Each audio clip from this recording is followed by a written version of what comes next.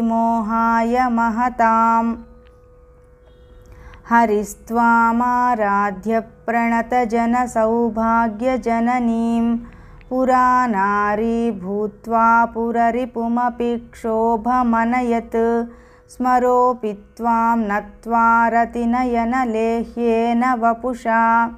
मुनीनामप्यन्तः प्रभवति हि मोहाय महताम् हरिस्त्वामाराध्य प्रणतजनसौभाग्यजननीं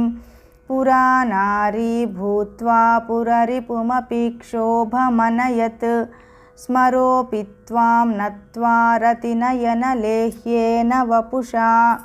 मुनीनामप्यन्तः प्रभवति हि मोहाय महताम् हरिस्त्वामाराध्य प्रणतजनसौभाग्यजननीं पुरानारी भूत्वा पुररिपुमपि क्षोभमनयत् स्मरोऽपि त्वां नत्वा रतिनयनलेह्येन वपुषा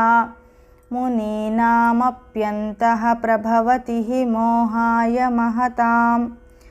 हरिस्त्वामाराध्य प्रणतजनसौभाग्यजननीं पुरानारी भूत्वा पुररिपुमपि क्षोभमनयत्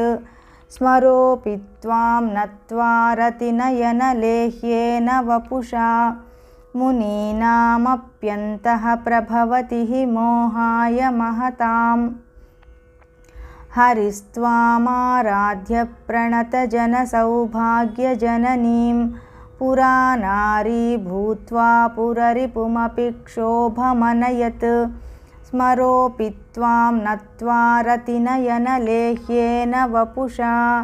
मुनीनामप्यन्तः प्रभवति हि मोहाय महताम्। ఇప్పుడు ఒకసారి మొదటి శ్లోకం నుంచి 5 శ్లోకాలు సాధన చేయబోతున్నాను. శివశక్త్యా యుక్తో యది భవతి శక్తః ప్రభవితుం న చేదేవం దేవో న ఖలు కుశలః స్పందితుమపి అతస్త్వామారాధ్యాం హరిహరవిరించాదిభిరపి హరిహరవిరించాదిభిరపి